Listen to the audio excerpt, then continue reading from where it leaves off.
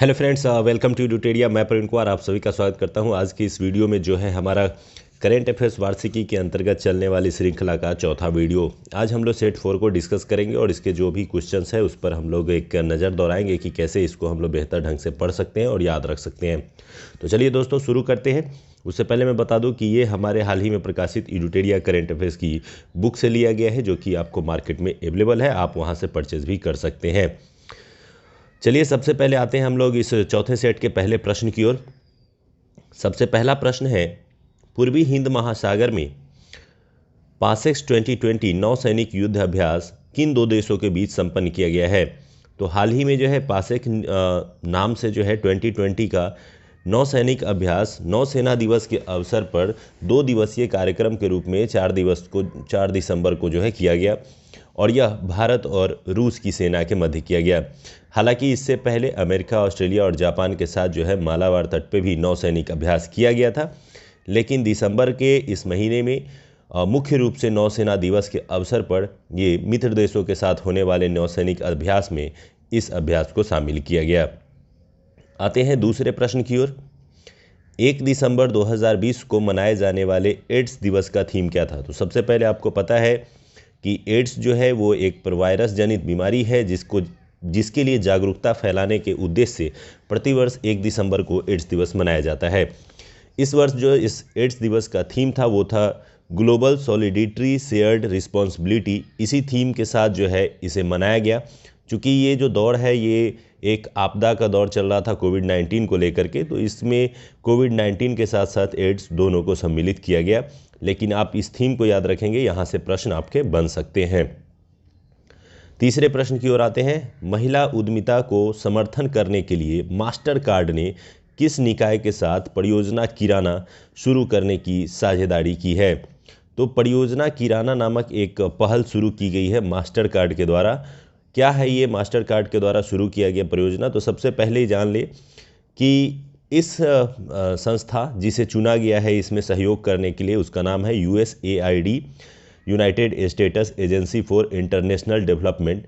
इस संस्था के सहयोग से महिला उद्यमिताओं को बढ़ाने का प्रयास किया जाएगा। जो महिला उद्यमी है, किराना दुकान चलाते हैं या कोई शॉप चलाते हैं, तो उनको डिजिटल माध्यम से जोड़ा जाएगा ताकि उनकी उद्यमिता को बढ़ावा दिया जा सके तथा महिला जागरूकता, महिला समर्थन प्राप्त किया जा सके, महिला को सशक्त बनाया जा सके। इसे प्रारंभिक चरण में यूपी में प्रारंभ किया गया है। आते हैं चौथे प्रश्न की ओर। हाल ही में किस देश में पीएम मोदी ने रुपे कार्ड का दूसरा चरण लॉन्च किया है। तो ये प्रधानमंत्री मोदी जी द्वारा जो रुपे कार्ड का दूसरा चरण लॉन्च किया गया है ये भूटान के साथ किया गया है, जो नवंबर 2020 में लॉन्च किया गया है। इसके माध्यम से भूटान के रुपे कार्ड का उपयोग से जो है कई तरह के कार्य जो है भूटान में किए जा सकेंगे। साथ ही साथ इससे मित्र देशों के साथ संबंधों को बढ़ाने में भी मजबूती मिलेगी। पांचवें प्रश्न की ओर आते हैं। पांचवा प्रश्न है, राष्ट्रीय राजधानी क्षेत्र में सार्वजनिक परिवहन प्रणाली में सुधार के लिए न्यू डेवलपमेंट बैंक के साथ कितने मिलियन डॉलर के ऋण समझौते पर हस्ताक्षर किया गया। तो राष्ट्रीय राजधानी क्षेत्र दिल्ली में जो है मुख्य रूप से सार्वजनिक परिवहन प्रणाली को बेहतर बनाने के लिए जो है न्यू डेवलपमेंट बैंक के साथ एक समझौता किया गया, जिसके तहत 500 मिलियन डॉलर जो है ऋण लिया गया है। और इस समझौते के तहत जो है तेज, बेहतर, सुरक्षित और आरामदायक जो है सार्वजनिक परिवहन प्रणाली बनाने का लक्ष्य रखा गया है। छठे प्रश्न की ओर आते हैं। किस पुलिस स्टेशन को गुणवत्ता प्रबंधन प्रणाली के लिए हाल ही में ISO 9001/2015 प्रमाणन प्रदान किया गया है। तो ये एक प्रकार से क्वालिटी को लेकर के दिया जाने वाला ये सिंबल है। ये हाल ही में उत्तर पुलिस स्टेशन कोहिमा के पुलिस स्टेशन को दिया गया है। फॉर क्वालिटी मैनेजमेंट सिस्टम के लिए ये जो है प्रमाणन दिया गया है, या एक सिंबल होता है जो देने से जो है किसी की उपलब्धि को जो है एक मूल्यांकित करने का ये आधार है। आते हैं सातवें प्रश्न की ओर। सातवां प्रश्न है, प्रधानमंत्री नरेंद्र मोदी द्वारा 21 सितंबर 2020 को किस राज्य में घर तक फाइबर योजना की शुरुआत की गई। तो बिहार में इलेक्शन को देखते हुए प्रधानमंत्री नरेंद्र मोदी जी द्वारा जो है सितंबर 2020 में किया गया था ये घोषणा, और ये बिहार से संबंधित है। क्या है ये फाइबर योजना। तो इस फाइबर योजना के माध्यम से जो है हाई स्पीड इंटरनेट की सेवा बहाल की जा सकेगी। इसके तहत मोदी जी ने कहा था कि 45,945 जो गांव हैं बिहार में, इन गांवों में जो है फाइबर योजना के तहत जो है हाई स्पीड इंटरनेट पहुंचाया जा सकेगा। आते हैं 8वें प्रश्न की ओर। 8वां प्रश्न है हमारा, ऑस्ट्रेलिया के किस विश्वविद्यालय के वैज्ञानिकों ने दुनिया की पहली बायोनिक आँख बनाई है? तो ये एक अलग तरह का प्रयोग किया गया जो कि मोनाश यूनिवर्सिटी द्वारा किया गया है, जो पिछले 10 वर्षों से इस पर काम कर रही थी। इन्होंने भेड़ों पर इसका प्रयोग किया और इसके तहत जो है एक ऐसे आँख का निर्माण किया गया है जिसे हम लोग बायोनिक आँख कहते हैं। इसकी सहायता से जन्मजात दृष्टिहीन व्यक्ति को भी देखने में मदद मिल सकती है। इसका प्रयोग भेड़ों पर सफल रहा है, अब मानव पर इसका प्रयोग किया जाएगा।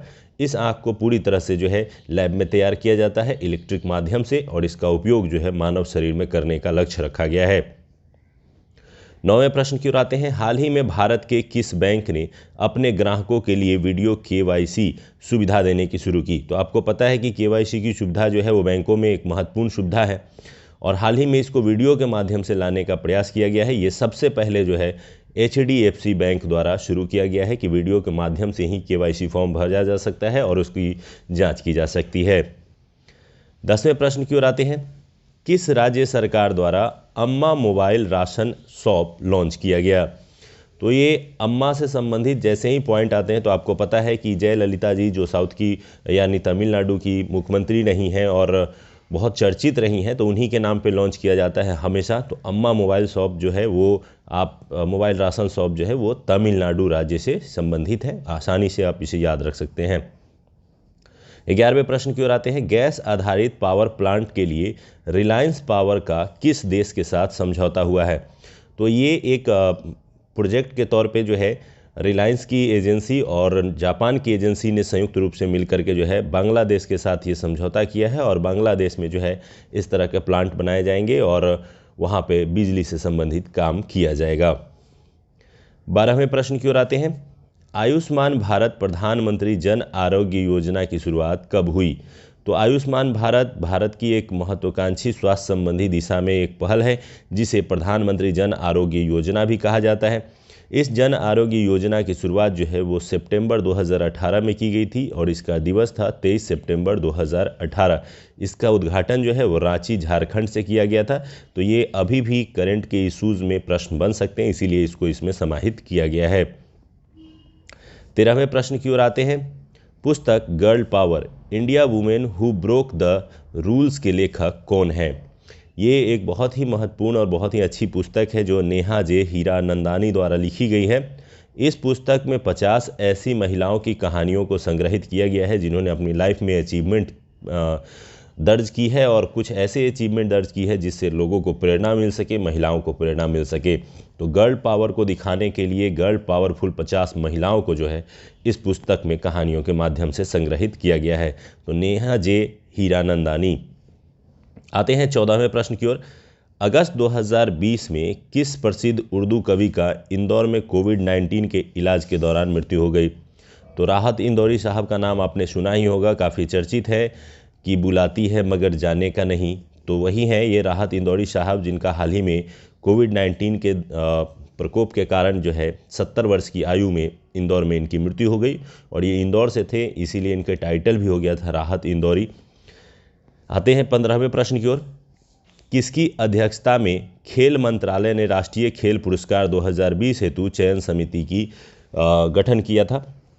तो खेल जो पुरस्कार दिए जाते हैं उससे पहले जो है एक चयन समिति गठित होती है और उस चयन समिति द्वारा तय किया जाता है कि किसे पुरस्कार दिया जाएगा। तो इस चयन समिति में वीरेंद्र सहवाग भी शामिल थे, लेकिन इस पूरे समिति के जो अध्यक्ष थे वो थे मुकुंदकम शर्मा। मुकुंदकम शर्मा कौन हैं? तो सुप्रीम कोर्ट के सेवानिवृत्त जो है न्यायाधीश हैं। तो सेवानिवृत्त न्यायाधीश के नेतृत्व में जो है एक राष्ट्रीय खेल पुरस्कारों की समिति गठित की गई थी। आते हैं 16वें प्रश्न की ओर।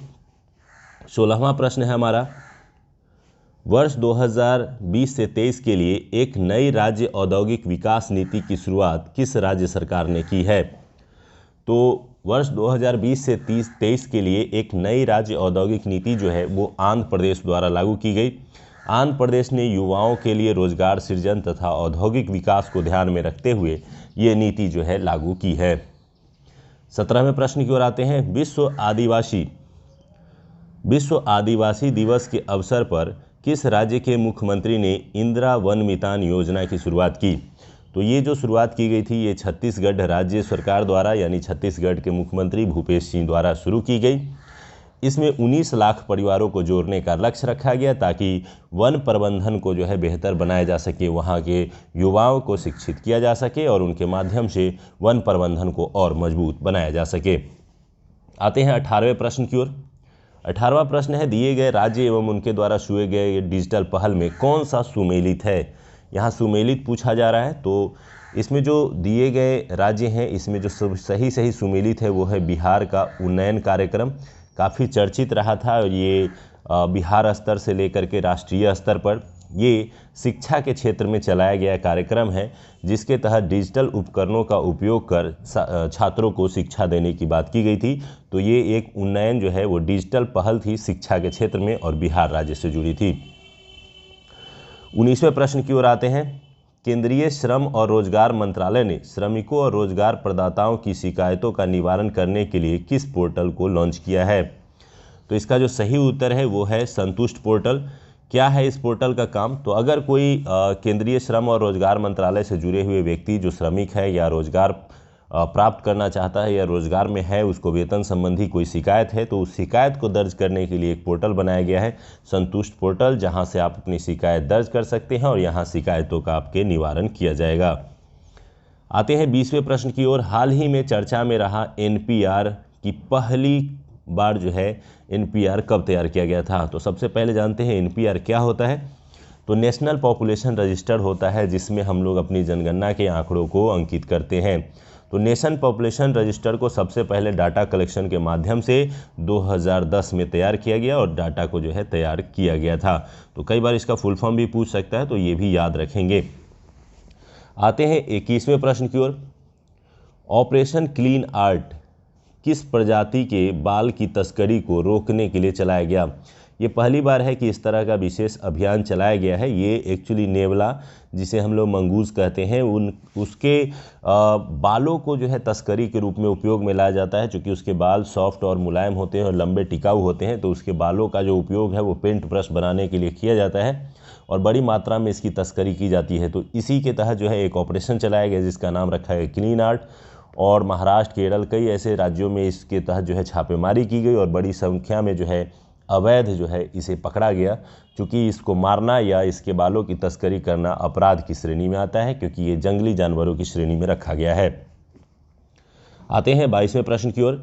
1 फरवरी 2020 को आयोजित ऑस्ट्रेलिया ओपन की महिला एकल का खिताब किसने जीता? आपको पता है कि 4 ग्रैंड स्लैम होते हैं, जिसमें से पहला ग्रैंड स्लैम ऑस्ट्रेलियन ओपन होता है और प्रतिवर्ष जो है ये शुरू होता है इसी से और फिर जाकर के जो है 4 ग्रैंड स्लैम के रूप में समाप्त होता है। तो ऑस्ट्रेलियन ओपन जो है वो 2020 में सबसे पहले आयोजित हुआ और इसमें जिस महिला खिलाड़ी को जो है एकल विजेता घोषित किया गया वो है सोफिया केनिन। सोफिया केनिन जो है वो यूएसए अमेरिका है और इनका जो है अमेरिका से संबंध है। इन्होंने जो है गबाइन मुगुरुजा को, जो कि स्पेन की रहने वाली है, उन्हें हरा करके ये पुरस्कार जीता था। इसके अलावा मैं बता दूं कि पुरुष एकल विजेता जो थे इस ऑस्ट्रेलियन ओपन में वो जोकोविच थे। आते हैं 23वें प्रश्न की ओर। भारतीय रेलवे द्वारा कौन सा एकीकृत मोबाइल नंबर जारी किया गया है? तो रेलवे ने एक नई पहल की है कि पहले रेलवे के कई नंबर होते थे जहां अलग अलग कामों के लिए अलग अलग नंबर, लेकिन अभी एकीकृत नंबर यानी एक ही नंबर को चूज़ किया गया है जिसका नंबर है 139। एक ही नंबर से आप सारी जानकारी, सारी शिकायतें, जिस भी तरह के कार्य हैं उसके लिए आप संपर्क कर सकते हैं। तो रेलवे ने एकीकृत नंबर जो है जारी कर दिया है। 24वें प्रश्न की ओर आते हैं। इंडिया कूलिंग एक्शन प्लान किस मंत्रालय या आयोग द्वारा जारी किया गया है? तो ये जो जारी किया गया है वो पर्यावरण, वन और जलवायु परिवर्तन मंत्रालय द्वारा जारी किया गया है। क्या है ये इंडिया कूलिंग एक्शन प्लान? तो कूलिंग को लेकर के बड़ी संख्या में जो है मांग बढ़ती जा रही है और आपको पता है कि कूलिंग के जितने भी यंत्र होते हैं वो पर्यावरण को नुकसान पहुंचाते हैं। ऐसे में कूलिंग के मांग को कम करना एवं कूलिंग के जो विभिन्न यंत्र हैं उनके तकनीकों में सुधार करना, ये इसका मुख्य उद्देश्य है और इंडिया कूलिंग एक्शन प्लान के तहत जो है उसमें कार्य किया जाएगा। आते हैं हम लोग 25वें प्रश्न की ओर। 25वां प्रश्न है हमारा। आईसीसी क्रिकेट विश्व कप 2019 के संबंध में निम्नलिखित में से कौन सा कथन सही नहीं है? इस विश्व कप का आयोजन इंग्लैंड तथा वेल्स में किया गया, सही है। इस विश्व कप में कुल 10 देशों ने भाग लिया। प्लेयर ऑफ द टूर्नामेंट के रूप में बेन स्टोक्स को चुना गया। इंग्लैंड ने यह खिताब पहली बार जीता। तो इसमें से 3 सही हैं और एक गलत है, जो है प्लेयर ऑफ द टूर्नामेंट के रूप में बेन स्टोक्स को नहीं, बल्कि यहाँ पर जो है केन विलियमसन जो है वो चुने गए थे player of the tournament. Ben Stokes जो है वो फाइनल मैच में प्लेयर ऑफ द मैच चुने गए थे। 26वें प्रश्न की ओर आते हैं। मित्र शक्ति संयुक्त थल सेना अभ्यास किन 2 देशों के बीच किया जाता है? तो मित्र शक्ति जो है वो भारत और श्रीलंका के बीच आयोजित किया जाता है और प्रतिवर्ष जो है इसका आयोजन होता है। तो आपको ये याद रखना है कि मित्र शक्ति भारत के किन 2 देशों के बीच, तो भारत और श्रीलंका, और किस सेना, तो थल सेना से संबंधित है। 27वें प्रश्न की ओर आते हैं। बौद्धिक संपदा सूचकांक 2020 में भारत का स्थान क्या रहा? तो बौद्धिक संपदा सूचकांक जो है वो अमेरिका के चेंबर ऑफ कॉमर्स की संस्था के द्वारा जारी किया जाता है, जिसमें बौद्धिक संपदा सूचकांक से जुड़े हुए आंकड़े और क्रम संख्या प्रकाशित किए जाते हैं। इस वर्ष कुल 53 देशों को क्रमिक किया गया, जिसमें भारत को जो स्थान मिला वो 40वां मिला। इससे पहले भारत को 36वां स्थान मिला था। इस वर्ष भारत के आंकड़ों में गिरावट हुई, लेकिन पहला स्थान जो है USA अमेरिका को प्राप्त हुआ। आते हैं 28वें प्रश्न की ओर। 7वीं आर्थिक जनगणना की शुरुआत हाल ही में किस राज्य से की गई? तो आर्थिक जनगणना है, ये याद रखिएगा। और कैवीं आर्थिक जनगणना हो रही है? तो 7वीं हो रही है। इससे पहले 6ठी आर्थिक जनगणना जो है 2013 में हुई थी। तो 7वीं जो आर्थिक जनगणना है उसकी शुरुआत जुलाई 2019 से की गई और यहाँ से शुरुआत होने के बाद जो है इसकी पहली जो शुरुआत है वो त्रिपुरा राज्य से हुई। तो इसका जो सही उत्तर है वो है त्रिपुरा। इस आर्थिक जनगणना में प्रतिष्ठानों की जानकारी एकत्रित की जाती है। प्रतिष्ठानों से संबंधित मतलब दुकानों की गिनती की जाती है, उससे जुड़े हुए व्यवसाय से संबंधित जानकारी एकत्रित की जाती है ताकि आर्थिक मामलों के निर्णय लेने में उसका सहयोग लिया जा सके। आते हैं 29वें प्रश्न की ओर। 29वां प्रश्न है। हाल ही में किस राज्य सरकार द्वारा अपने राजकीय पक्षी को बचाने के लिए एक ऐप जारी किया गया है? तो ये जो पहल की गई है वो बिहार राज्य द्वारा की गई है। बिहार का राजकीय पक्षी आपको पता है स्पैरो गौरैया है और जिसको बचाने के लिए जो है कई स्तर पर प्रयास किए जा रहे थे। गौरैया का राजकीय पक्षी के रूप में चुना जाना भी एक अपने आप में प्रयास ही है, क्योंकि बड़ी संख्या में इसकी जो संख्या है वो गिरी है। तो सेव स्पैरो करके एक ऐप तैयार किया गया, जिसके माध्यम से जो है आप अपने मोबाइल के माध्यम से ही स्पैरो को बचा सकते हैं। आते हैं 30वें प्रश्न की ओर। 13 फरवरी 2020 को किस अंतर्राष्ट्रीय संगठन ने स्टेप विथ रिफ्यूजी अभियान की शुरुआत की? तो स्टेप विथ रिफ्यूजी आपको पता है कि रिफ्यूजी को ध्यान रखने या उनके हितों के बारे में नियंत्रित करने के लिए एक संस्था बनाई गई है, जिसे हम लोग UNHCR के नाम से जानते हैं, United nation high commissioner for refugees. इसी संस्था के माध्यम से जो है रिफ्यूजीज़ का ध्यान रखा जाता है या उनके हितों से संबंधित कार्य किए जाते हैं, जिसका गठन जो है दिसंबर 1950 में किया गया था और तब से लेकर के अभी तक ये कार्यरत है। तो स्टेप विथ रिफ्यूजी अभियान भी जो है UNHCR का ही कार्य है। आते हैं 31वें प्रश्न की ओर। वीजी सिद्धार्थ जिन्होंने हाल ही में आत्महत्या कर ली थी वे कौन थे? तो ये कर्नाटक के एक बहुत बड़े उद्योगपति थे जिनके ऊपर काफ़ी कर्ज हो गया था और इस कर्ज के बोझ के कारण ही उन्होंने जो है आत्महत्या कर ली। वीजी सिद्धार्थ को जो है कॉफ़ी किंग के नाम से भी जाना जाता है। तो ये कर्नाटक के उद्यमी थे। 32वें प्रश्न की ओर आते हैं। 66वें फिल्म पुरस्कार में किसे बेस्ट फीचर फिल्म का पुरस्कार प्रदान किया गया? तो बेस्ट फीचर फिल्म का पुरस्कार जो है इस वर्ष दिया गया है हेल्लोर को। और हेल्लोर फिल्म जो है वह गुजराती भाषा की फिल्म है।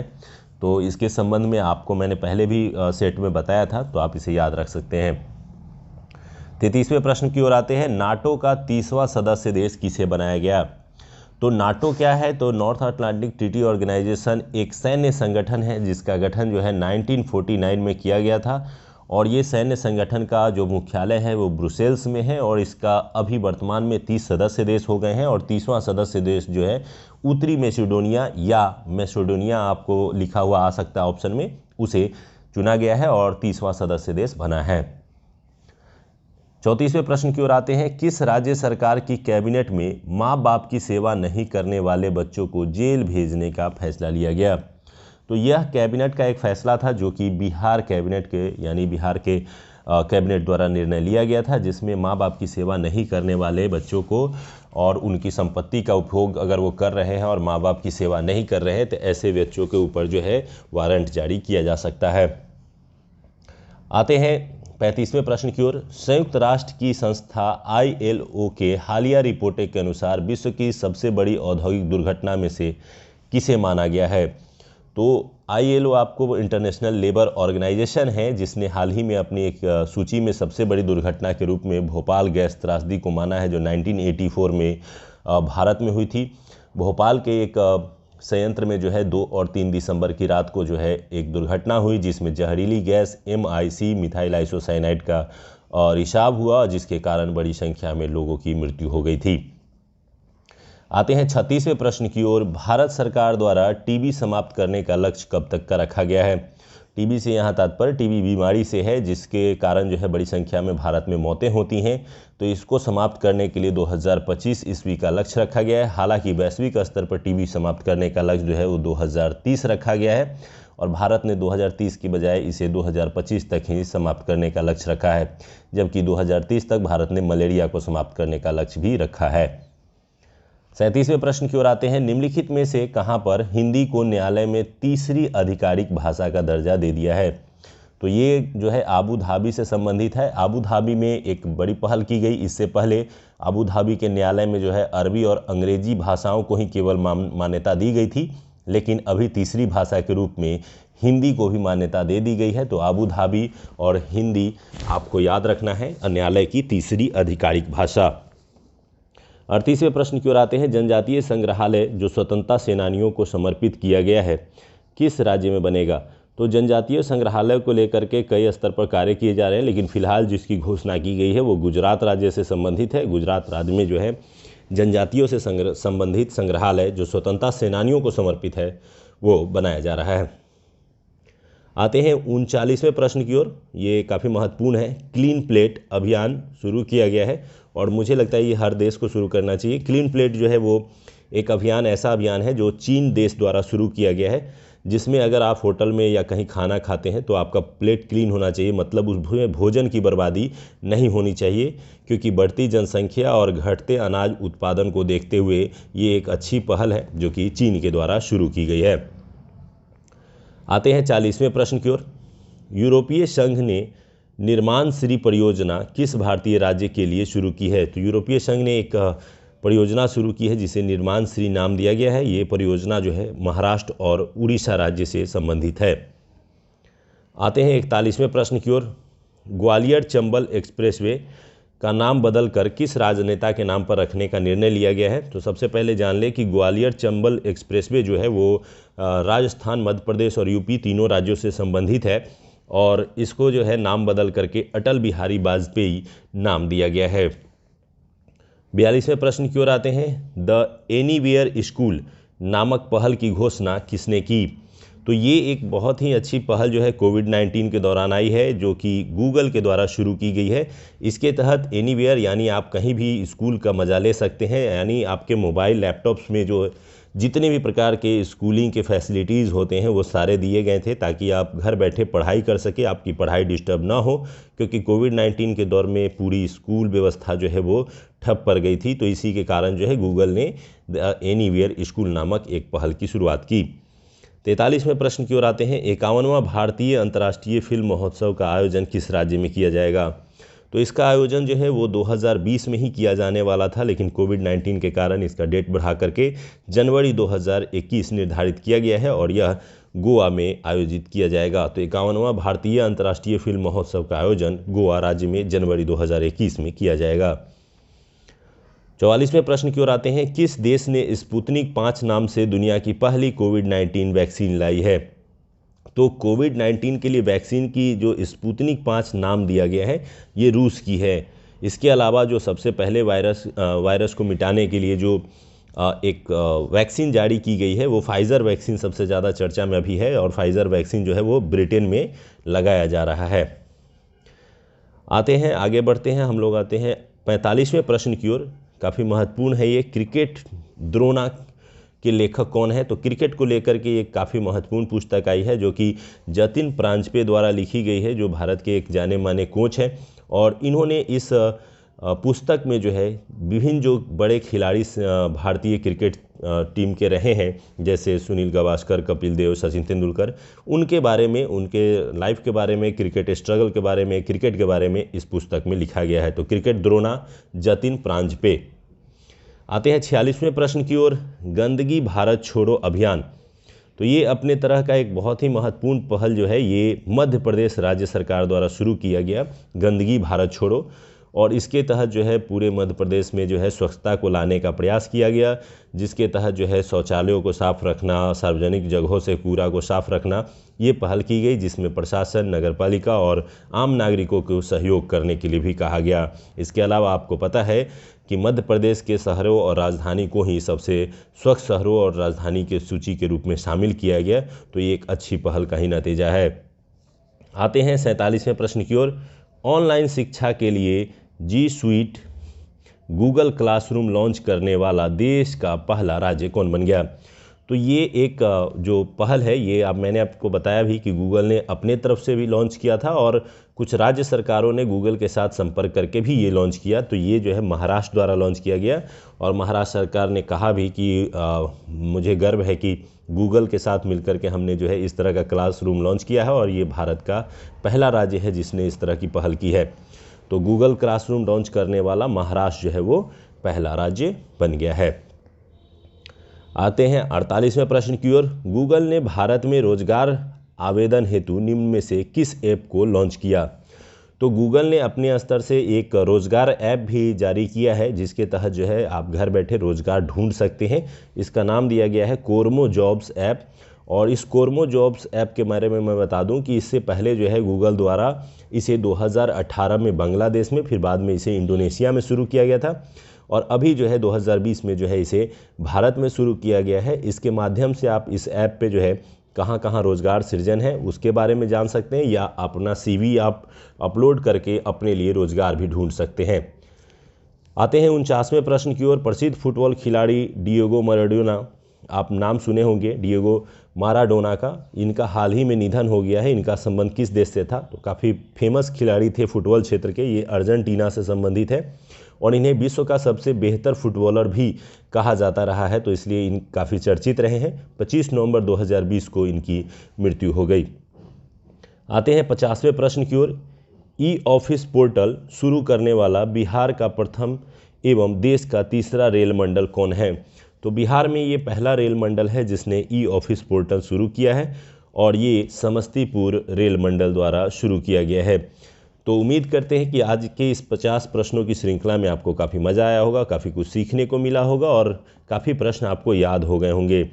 इसके PDF को आप हमारे डिस्क्रिप्शन लिंक या हमारे टेलीग्राम चैनल इलुटेरिया टेस्ट सीरीज से डाउनलोड कर सकते हैं। इसके अलावा इस बुक को आप मार्केट से भी परचेज कर सकते हैं।